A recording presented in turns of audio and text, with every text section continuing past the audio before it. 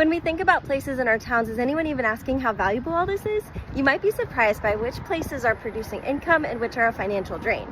Let's talk about it in the Strong Towns Book Club Chapter 7. This was one of my favorite chapters, and it changed not just how I see the buildings, but the land in my city or anywhere. One of the problems with big building projects is that you sort of have to predict the future to make sure it will turn a profit. In previous weeks, we've talked about how this is a big bet. Unfortunately, usually the shiny new buildings won't tend to create much more value for that area than they do when they're first built. People from other countries who might not have the luxury of big developments have mentioned that oftentimes cities build one block at a time because otherwise they can't afford it. This is how it's been throughout almost all of history, including how downtown started here in America. These big bets after World War II have proven to be wasteful. As Marone puts it, only the richest country in the world could build so much and make such poor use of it.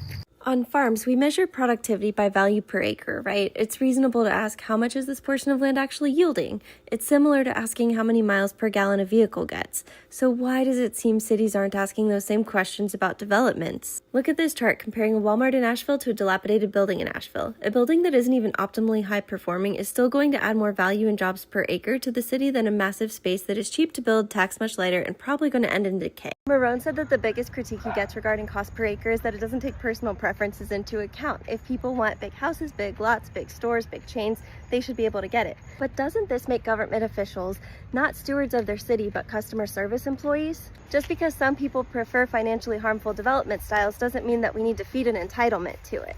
We have to figure out how to work together and make a financially prosperous and welcoming environment for everyone in our town. I'd love to hear how you've seen this play out in your city. Let me know in the comments, and I'll see you next week for Chapter 8.